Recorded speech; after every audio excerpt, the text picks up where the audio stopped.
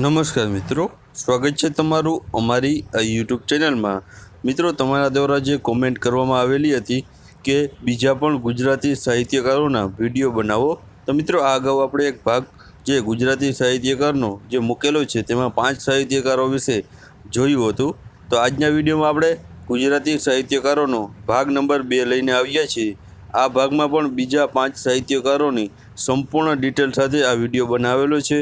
जो मित्रों आ वीडियो तमने पसंद पड़ता होय तो वीडियो ने वधु शेर करो, जेथी अमने बीजा पण वीडियो बनावानुं जे मोटिवेशन मळे। तो जरूर थी आ वीडियो ने पण शेर करवा दरेक जे विद्यार्थी मित्रों ने छे नम्र विनंती छे। तो चालो आपणे हवे जोई लईए गुजराती साहित्यकारोनो भाग नंबर 2 नो आ विडियो। तो मित्रों, सौप्रथम आपणे अहीं जोईए गुजराती साहित्यकार प्रेमानंद विशेनी संपूर्ण माहिती। तो मित्रों, प्रेमानंद है ते जाणीता माणभट्ट एटले के कथाकार अथवा तो गागरिया भट्ट हता मित्रों। तो मित्रों, माणभट्ट एटले के एवो व्यक्ति के जे માટલાને પોતાના हाथ वडे जे हाथ में રીંગ होय छे तेना द्वारा માટલું वगाड़े छे। तो मित्रों, अहीं बाजुनी तस्वीरमां प्रेमानंद पण अहीं जे માણભટ્ટ एटले के जे માટલું वगाड़ता जोवा मळे छे।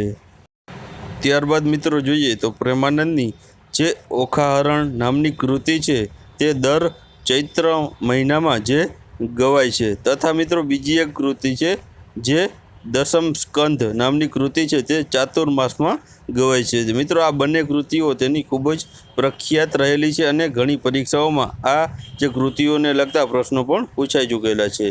त्यार पछी बात करिए तो प्रेमानंदनी सुदामा चरित्र कृति है ते दर शनिवारे गवाय छे अने जे हुंडी है ते दर रविवारे गवाय छे।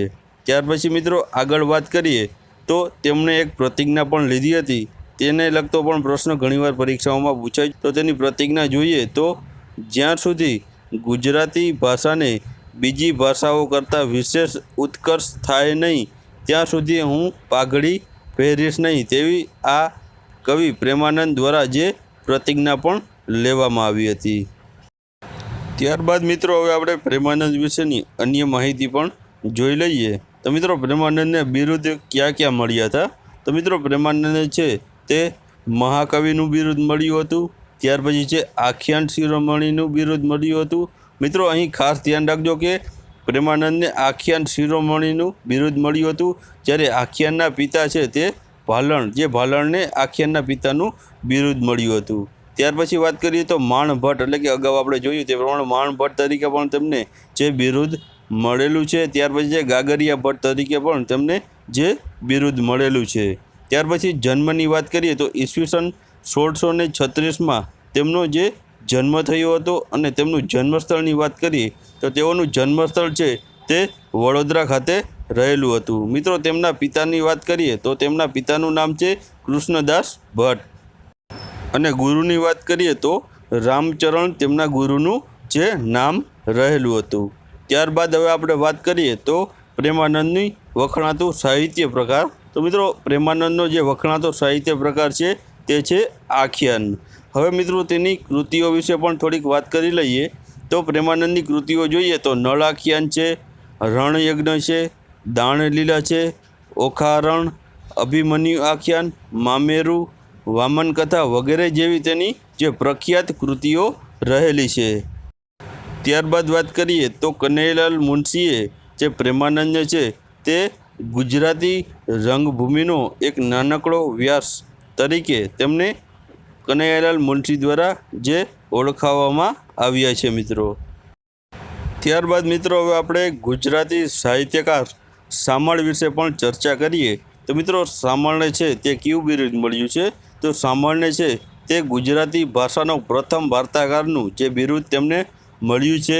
બીજું એક બિરુદ છે તેમને પદ્ય વાર્તાના પિતા તરીકે પણ જે શામળને ઓળખવામાં આવે છે। આ બંને બિરુદો તેમને મળ્યા છે। ત્યાર પછી તેમના જન્મ વિશે વાત કરીએ તો તેમનો જન્મ ઈસવીસન 1690માં જે શામળનો જે જન્મ થયો હતો। તેમના જન્મસ્થળ વિશે વાત કરીએ તો તેમનું જન્મસ્થળ છે તે અમદાવાદમાં આવેલું ગોમતીપુર છે તે તેમનું જન્મસ્થળ રહેલું છે। ત્યાર પછી શામળ ભટ્ટના પિતાની વાત કરીએ તો તેમના પિતાનું નામ હતું વિશ્વેશ્વર ભટ્ટ છે તેમના પિતાનું નામ રહ્યું હતું।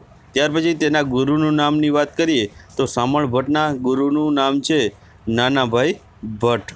ત્યાર પછી તેના વખણાતા સાહિત્ય પ્રકાર વિશે વાત કરીએ તો મિત્રો શામળ ભટ્ટનું જે સાહિત્ય પ્રકાર વખણાય છે તે છે છપ્પા વખણાય છે, પદ્ય વાર્તા વખણાય છે અને ચોપાઈ અને ઉખાણા તેમના જે વખણાતા સાહિત્ય રહેલા છે। તે મિત્રો તેમાં પણ શામળ ભટ્ટની પદ્ય વાર્તાઓ છે તે ખૂબ જ જે વખણાતું સાહિત્ય તેમનું રહેલું છે।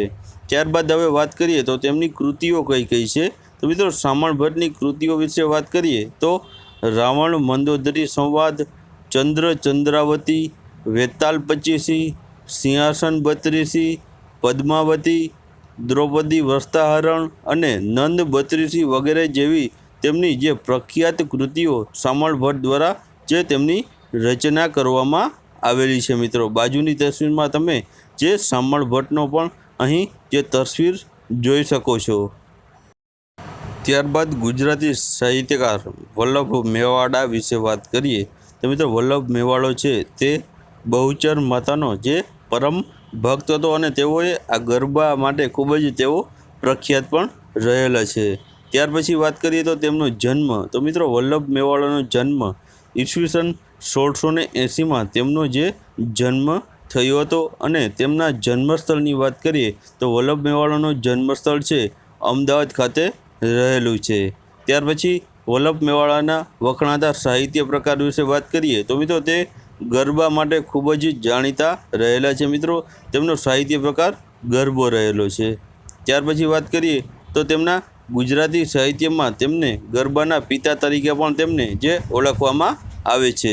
ત્યાર પછી વલ્લભ મેવાડાના જે કૃતિઓ વિશે વાત કરીએ તો વલ્લભ મેવાડાનો જે કૃતિઓમાં આનંદનો ગરબો, પછી જે કજોડાનો ગરબા, મહાકાલીનો ગરબો ને ધનુર્ધારીનો ગરબો વગેરે જેવી તેની જે પ્રખ્યાત કૃતિઓ વલ્લભ મેવાડાની રહેલી છે। મિત્રો ત્યારબાદ મિત્રો હવે ગુજરાતી સાહિત્યકાર પ્રીતમ વિશે પણ વાત કરીએ તો મિત્રો કવિ પ્રીતમ છે તે જન્મથી આંધળા હતા એવું કહેવામાં આવતું હતું। બાજુમાં તમે જે પ્રીતમની તસવીર પણ જોઈ શકો છો અને તેમનો જન્મની વાત કરીએ તો પ્રીતમનો જે જન્મ છે ઈસવીસન 1725માં તેમનો જે જન્મ થયો હતો અને પ્રીતમના જન્મસ્થળ વિશે આપણે વાત કરીએ તો તેઓનું જન્મસ્થળ છે તે બાવળા ખાતે જે અમદાવાદમાં આવેલું છે ત્યાં તેમનું જે જન્મસ્થળ રહેલું છે।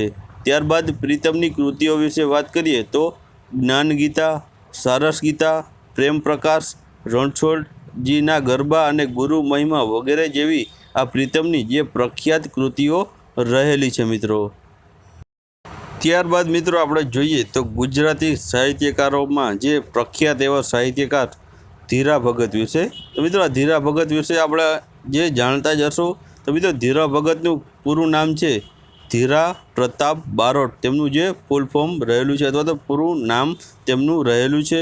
ત્યારબાદ તેના જન્મ વિશે વાત કરીએ તો ઈસવીસન 1753માં આ ધીરા ભગતનો જે જન્મ થયો હતો અને તેમને મળેલા બિરુદ વિશે વાત કરીએ તો ધીરા ભગતને મળેલું બિરુદ છે કાફીના પિતા તરીકે તેમને જે ધીરા ભગતને ઓળખવામાં આવે છે। ધીરા ભગતના જન્મ વિશે વાત કરીએ તો તેઓનું જન્મસ્થળ છે ગોઠડા જે વડોદરા જિલ્લામાં આવેલું છે। ત્યારબાદ વાત કરીએ તો ધીરા ભગતના જે પિતાની વાત કરીએ તો તેમના પિતાનું નામ છે પ્રતાપ બારોટ। ત્યારબાદ તેના માતા વિશે વાત કરીએ તો તેના માતાનું નામ છે દેવબા। ત્યાર પછી ધીરા ભગત શા માટે પ્રખ્યાત છે અથવા તો તેમનું સાહિત્ય પ્રકાર કયું છે જે ખૂબ જ વખણાય છે તો મિત્રો તે કાફી રચના માટે ખૂબ જ જાણીતા રહેલા છે, એટલે કે કાફીના પિતા તરીકે તેને જે ધીરા ભગતને ઓળખવામાં આવે છે। ત્યાર પછી ધીરા ભગતની વિવિધ કૃતિઓ વિશે વાત કરી લઈએ તો મિત્રો ધીરા ભગતની કૃતિઓમાં જોઈએ તો રણયજ્ઞ, અશ્વમેઘ, આત્મજ્ઞાન, જ્ઞાન બત્રીસી, હીરાની પરીક્ષા વગેરે જેવી છે પ્રખ્યાત કૃતિઓ તે ધીરા ભગતની રહેલી છે। તો મિત્રો અહીં બાજુમાં તમને જે ધીરા ભગતની જે તસવીર પણ તમે અહીં જોઈ શકો છો। મિત્રો તમને આ વિડીયો પસંદ પડ્યો હોય તો વિડીયોને જરૂરથી એક લાઈક કરજો, વિડીયોને જરૂરથી તમારા મિત્રો અને વર્તુળમાં શેર કરજો અને હજુ સુધી તમે અમારી આ યુટ્યુબ ચેનલને તમે સબસ્ક્રાઈબ ન કરી હોય તો લાલ બટન દબાવીને ચેનલને સબસ્ક્રાઈબ કરી દેજો અને બાજુમાં આપેલી બેલ આઇકન પણ દબાવી દેજો, જેથી અમારા દરેક વિડીયોની નોટિફિકેશન તમને સરળતાથી મળી શકે. અને હા મિત્રો, વિડીયોને શેર કરવાનું ભૂલશો નહીં.